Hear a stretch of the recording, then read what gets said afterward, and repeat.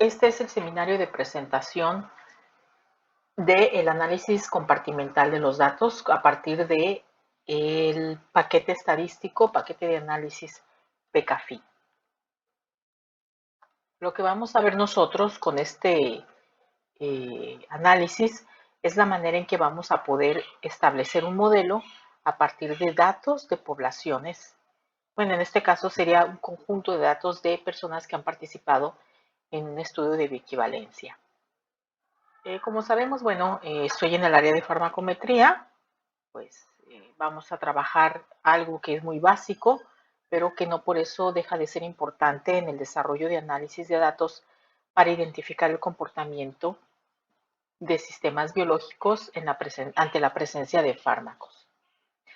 Lo que vamos a desarrollar va a ser principalmente un poquito ver farmacocinética para recordar y replantearnos por qué estamos haciendo esto.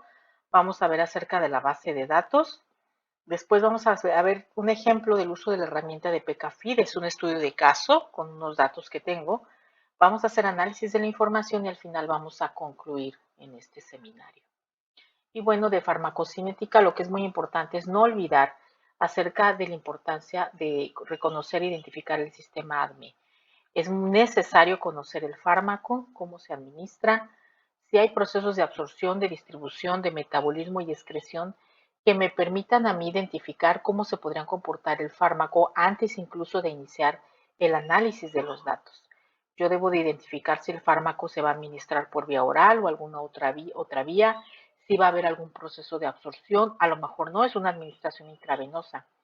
También debo de conocer si el fármaco se distribuye mucho a tejidos o se queda principalmente en plasma.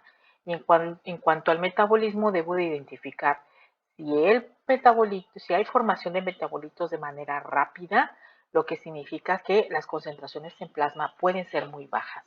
También es importante identificar si el proceso de excreción es muy rápido, es lento, o si hay algún fenómeno que yo deba de considerar.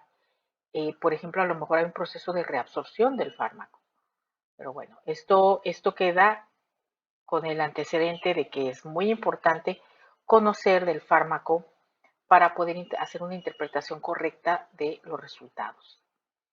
Otra cosa que es importante y quiero recalcar es que recordemos que estamos hablando de datos, si bien estos no son datos de niños, pero sí son datos de personas que fueron hombres, mujeres de diferentes edades, eh, que tienen diferentes características y que eso influye en la variabilidad tan alta que nosotros vamos a observar en los datos que vienen de análisis o de proyectos donde se trabajaron con sujetos, con personas reales.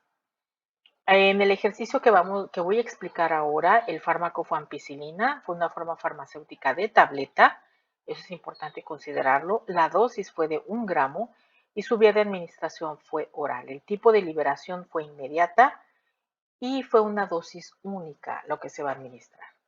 Por lo tanto, entonces yo ya desde antemano conozco que va a ser un solo pico, que va a haber una concentración y que va a haber un proceso de absorción. ¿Por qué es importante identificar el tipo de liberación? Bueno, porque si es una concentración de liberación inmediata, como la que se ve en el color rosado aquí en este gráfico, vamos a ver que las concentraciones van a aparecer muy elevadas al inicio, van a caer probablemente muy rápido y así se van a mantener hasta que desaparece el fármaco. Mientras que cuando es liberación prolongada, como es la silueta en color azul, el gráfico, vemos que se forma una meseta y que las concentraciones tardan tiempo se mantienen ahí un tiempo hasta que después desaparecen. Nuestra base de datos va a estar en forma de una hoja de datos que puede ser cualquier herramienta que les pueda proporcionar este tipo de formato. Vamos a tener 3 columnas, la columna del sujeto, del tiempo y de la concentración. Y en el caso del sujeto, siempre tiene que ser enumerado debe ser un número, el tiempo también y la concentración. La concentración siempre debe de tener para este software algún decimal, un punto decimal presente para identificar que son números enteros y decimales lo que va a trabajar. En el caso de la parte de las columnas, he colocado el nombre, pero ustedes podrían colocar cualquier otro significado, no importa. Lo que es importante es que él siempre va a considerar que la primera columna identifica al sujeto, la segunda el tiempo y la tercera a la concentración. También es importante que ustedes identifiquen las unidades de cada columna, sobre todo de tiempo y de concentración. Aquí para ampicilina en mi ejercicio se midieron las concentraciones en microgramos por mililitro, lo que es equivalente a miligramos por litro. Es decir, que en la concentración del tiempo de 0.25 minutos se midieron 0.86 microgramos por mililitro y esta concentración es equivalente a 0.86 miligramos por litro. Yo prefiero que se coloquen las concentraciones en litros para que cuando hagan el cálculo de volumen de distribución sepan de antemano que esto está expresado en litros. Y bueno, las celdas, va a haber celdas que no tengan alguna concentración, ya sea porque se perdió la concentración, se perdió el tiempo de muestreo. Pues bueno, esas celdas no se pueden incluir, se tienen que eliminar de la base de datos, no debe quedar un espacio vacío, simple y sencillamente se retira toda la línea, incluyendo el tiempo de muestreo. El archivo se debe de guardar como un archivo CSV, donde en el caso de que trabajaran Excel, pues es el CSV delimitado por comas. Hay otras opciones. Ya probé todas las demás opciones y funcionan, pero bueno, vamos uniformizando. Vamos a dejar que todas sean CSV delimitado por comas. Después viene el uso de la herramienta, donde quiero que tengamos algunas consideraciones y que son las siguientes.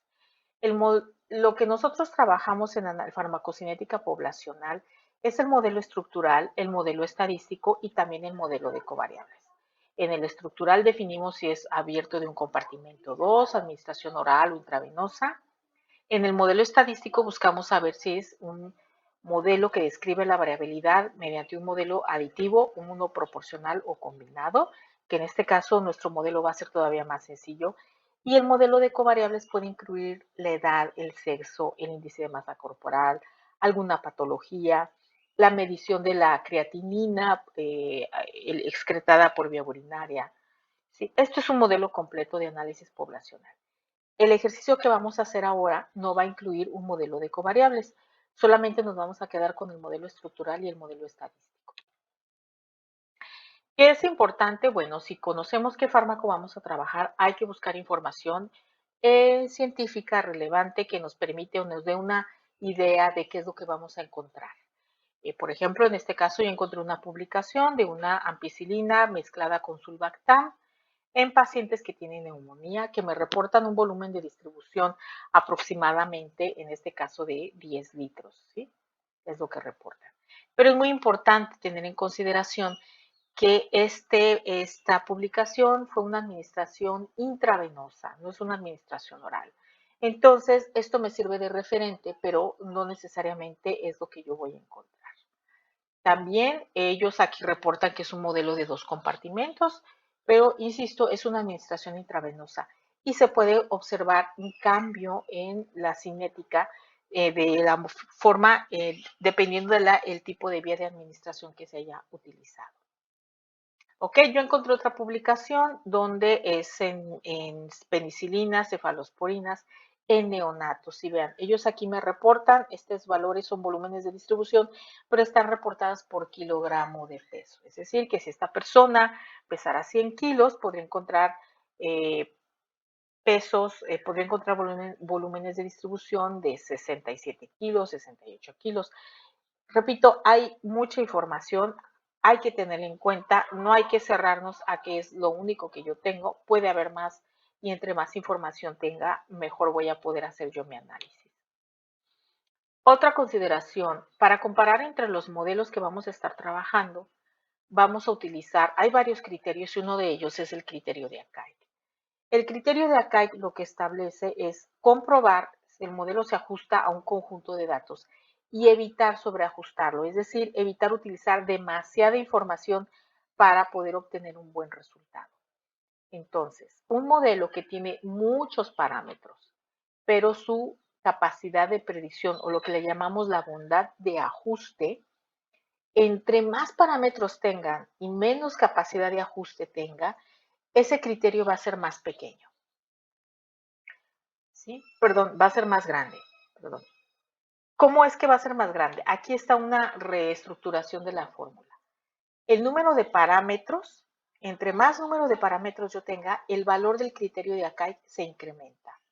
Entre menos números de parámetros yo tenga, el criterio de Akai disminuye, siempre y cuando la bondad de ajuste, que es la que está en la parte inferior de esta división, se mantenga. Es decir, que si yo hago un modelo muy complejo, donde la bondad de ajuste apenas sí tiene un cambio, mi criterio de Akai, mi valor se va a incrementar. Eso significa que el ajuste no es lo más adecuado. Lo que yo busco es utilizar el menor número de parámetros posible con una bondad de ajuste más adecuada y que contribuya a que el criterio de Akai disminuya. ¿Cuánto debe disminuir? En este ejercicio que vamos a hacer, si disminuye un punto, 2 puntos, 3 puntos de valor numérico, excelente. Con eso es suficiente para considerar que el modelo tiene mejor capacidad de bondad de ajuste con respecto a los datos que estamos trabajando. Muy bien, pues ahora sí comenzamos con la selección del modelo. Lo que aquí es importante es que deben de crear un directorio donde van a tener su base de datos y donde puedan guardar los archivos que van a generar. En R tienen la opción de archivo, en cambiar directorio y ahí automáticamente pueden decir dónde pueden guardar su información. Esto es importante porque como van a estar generando muchos archivos, si no saben dónde los colocan, pueden confundir. Entonces es mejor tenerlos todos en un mismo sitio.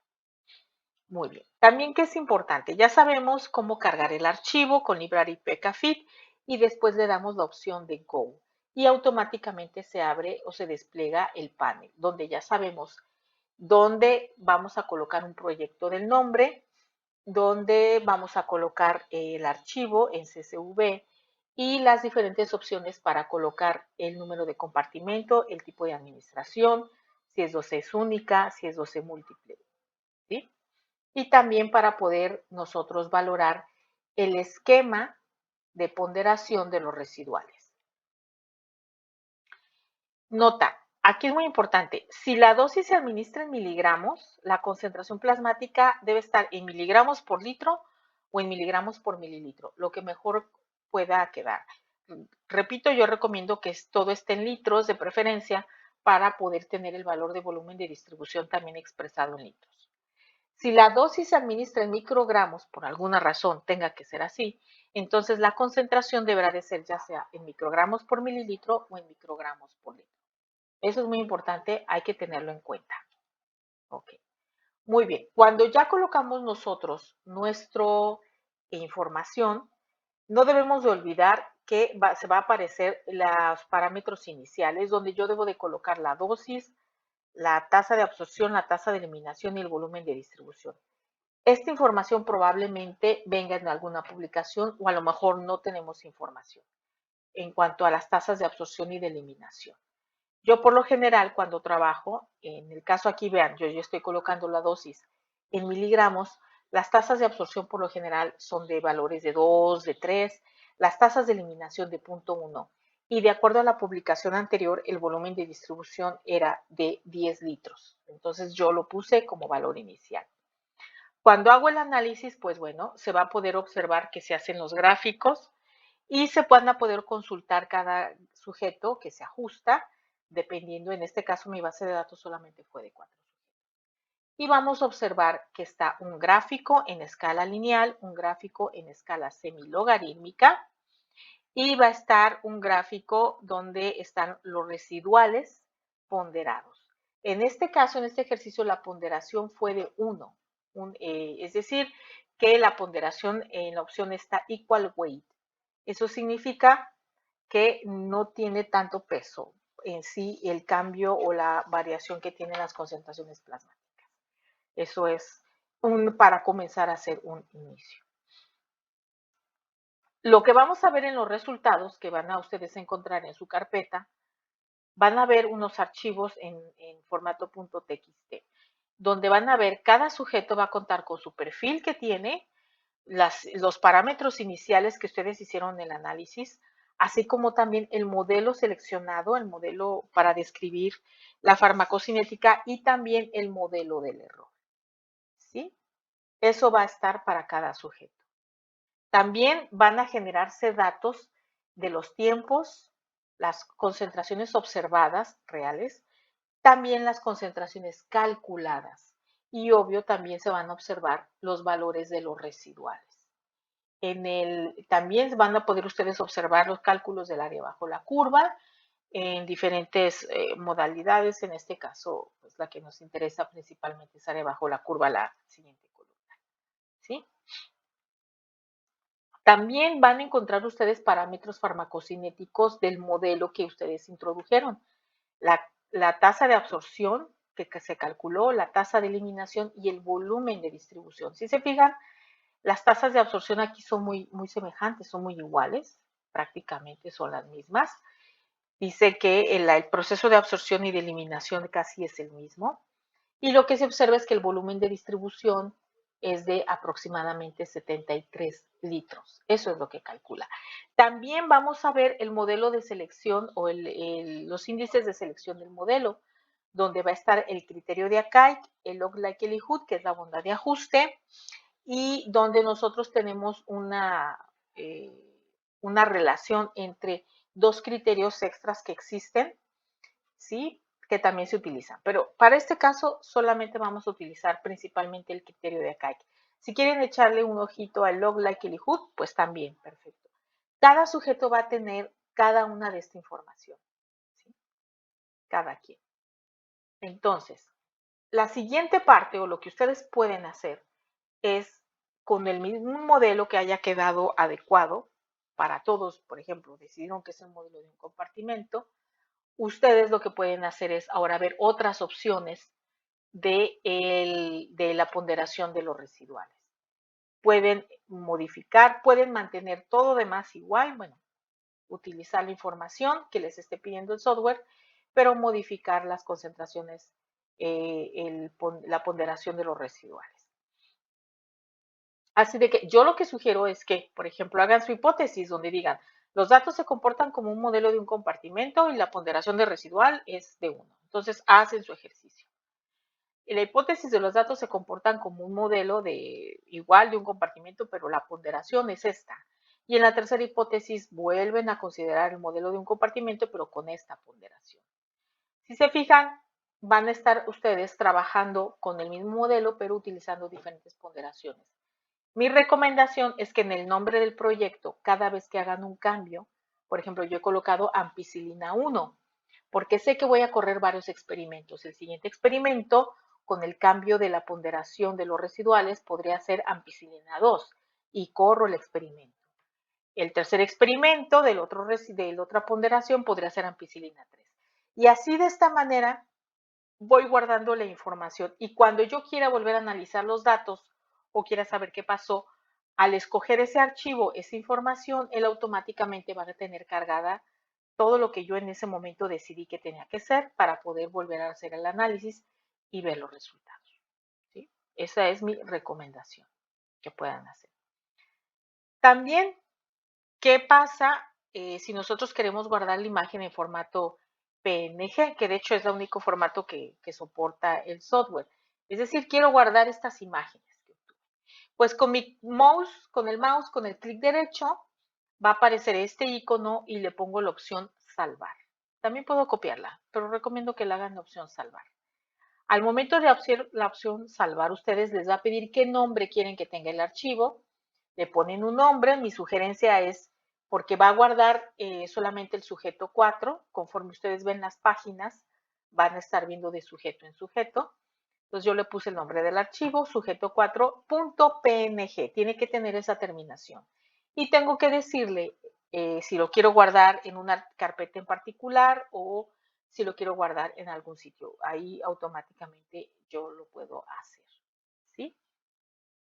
Y bueno, una vez que están haciendo su análisis, ustedes pueden consultar en su carpeta donde hayan guardado la información, dónde quedan mis archivos. Si se fijan, hay varios archivos que se forman. Uno de ellos yo tengo aquí los datos en esta misma carpeta. Están lo que se le llaman PKFeed Outputs. Cada vez que se hace un análisis, ahí se guarda la información con todo lo que anteriormente mencioné para cada sujeto. Pero también hay otros archivos que tienen la información PKPRJ.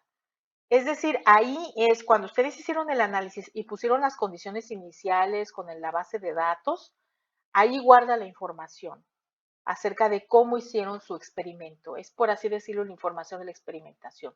Y los resultados están en los archivos de output.txt. Lo único que aquí tenemos que ver es que los archivos, si se fijan, comienzan con un número. Ese número no se repite cada vez que hacen un análisis, siempre es el mismo, pero no está relacionado con qué fue lo que ustedes hicieron. Hasta que no abren el archivo, se dan cuenta de qué cambios fue lo que ustedes trabajaron. Así de que les recomiendo que cada vez que hagan un análisis, lo guarden, revisen la información y hagan el análisis para que sepan qué fue lo que estuvieron haciendo para cada análisis. También, si se fijan, aquí ya se ve cómo guardé yo en archivos PNG los gráficos que se estuvieron obteniendo, que se obtuvieron de cada análisis. Muy bien. Pues ahora a lo mejor yo quiero probar otro modelo, a lo mejor yo digo, no es de un compartimento, en mi hipótesis número 1 digo, se comporta como un modelo de un compartimento, con ponderación de residuales de 1. Pero quiero hacer un análisis donde digo, los datos se comportan como un modelo de 2 compartimentos. Si se fija, yo recomiendo que las ponderaciones las manejen todas igual a 1, ¿sí? Que es el primer modelo, y exploren si pueden trabajar con otro compartimento. Ya después que hayan conseguido ver que pueden trabajar con un modelo de un compartimento diferente, pues entonces ya exploren las ponderaciones de los residuales. De otra forma, van a confundir entre diferentes modificaciones cuál fue el responsable de los efectos. Entonces, váyanse por partes para que exploren los datos. Y bueno, una vez que ustedes ya tienen su trabajo, ya exploraron todos los perfiles, también tienen la oportunidad en el icono que se ve de CSV de color naranja, ustedes lo ven aquí, ustedes al darle clic se despliega la base de datos que ustedes tienen para hacer el análisis. Esto es bueno porque a veces con eso pueden corroborar si su base de datos no tiene algún error o incluso si quieren modificar la base de datos, podrían meter por ahí datos.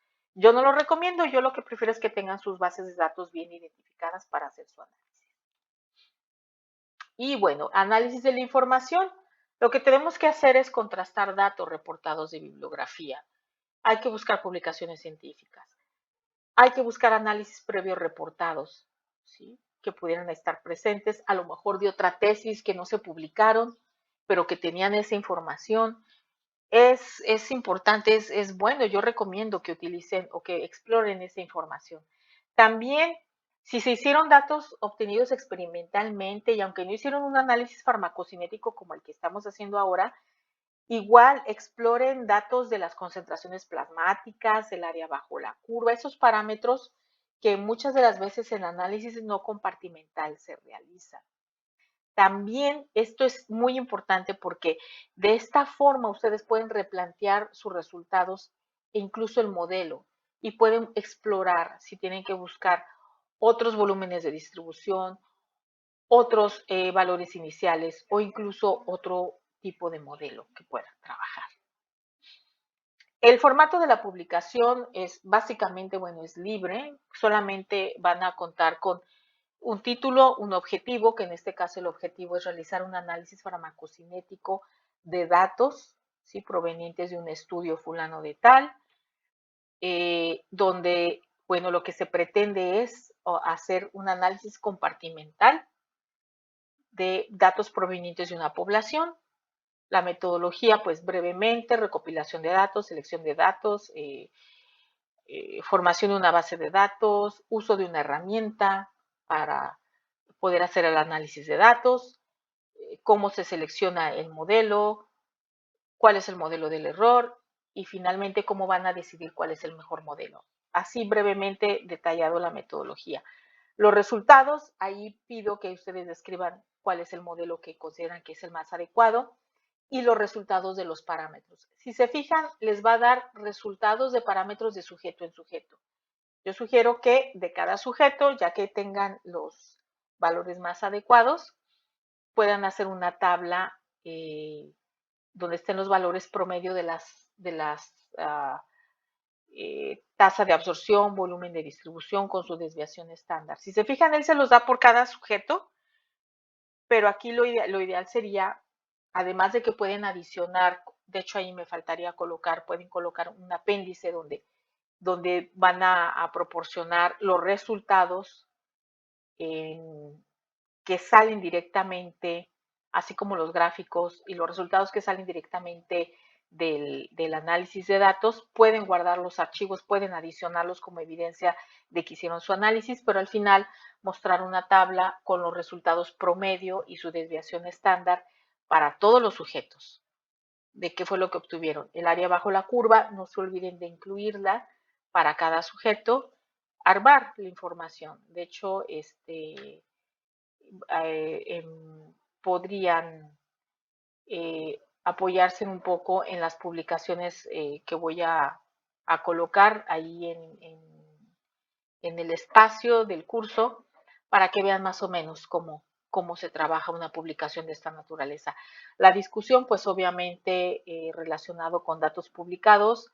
Si no hay datos publicados, podría ser acerca de cómo ustedes observaron poder llevar a cabo el análisis, por qué algunos sujetos, que es un hecho, sí pudieron ajustarse de manera adecuada, porque otros no necesariamente pudieron cumplir con el ajuste que podría ser necesario incluir, que ya sabemos que una de ellas es la covariable, las covariables que se necesitan, eso es un campo de discusión muy amplio que podrían tener ustedes.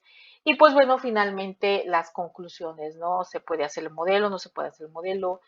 Eh, ¿Qué importancia tiene entonces ahora conocer la cinética de cada sujeto y los parámetros de cada uno? Bueno, esto también iría en las discusiones, pero en la conclusión, más que nada, si se pudo llevar a cabo este análisis, se pudieron conseguir algunos parámetros, se pudo conseguir el ajuste, pues básicamente eso es lo que yo pediría que hicieran del trabajo.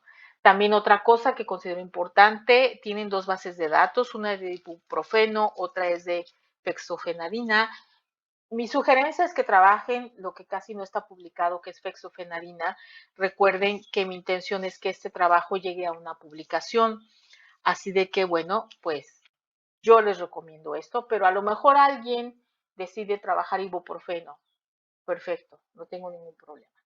Si hay alguien que se decide reunirse y trabajar entre varios, lo de fexofenadina, yo lo había dicho al inicio, lo pueden trabajar, y si alguien decide hacerlo de ibuprofeno, pues bueno, no hay ningún problema por hacerlo.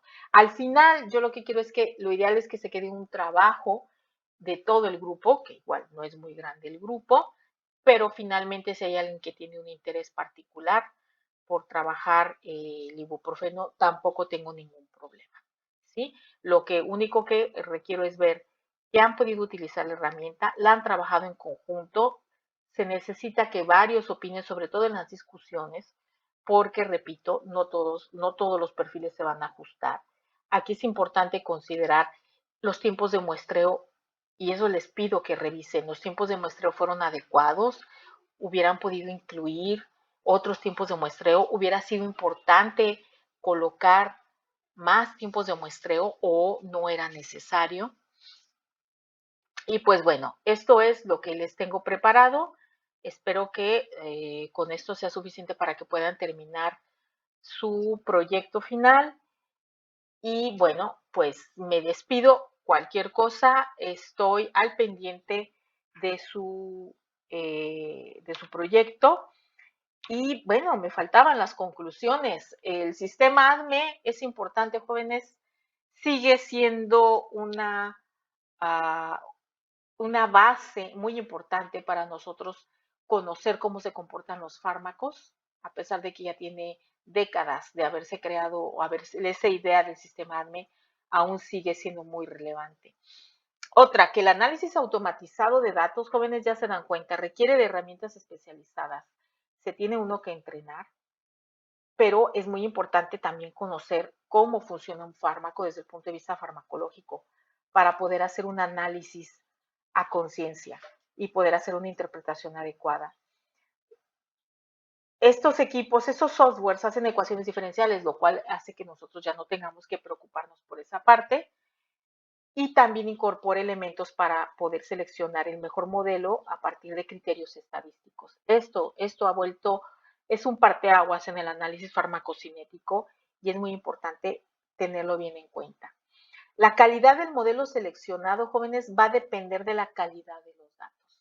Si tenemos pocos datos, no están muy dispersos o no estuvieron identificando los principales procesos de absorción y de eliminación del fármaco, pues difícilmente vamos a tener un modelo, vamos a poder desarrollar un modelo adecuado. Esto es algo muy cierto, se tiene ya bastante conocido que puede suceder. Y los resultados de un análisis poblacional deben ser contrastados, ya sea por información científica publicada o por datos experimentales propios. Es lo ideal para nosotros poder tener una certeza de la información que estamos proporcionando.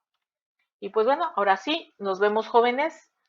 Eh, yo voy a estar yendo al Ciencias de la Salud, pero cualquier cosa, quedo muy al pendiente del correo, de los mensajes. Que tengan muy buen día. Hasta luego.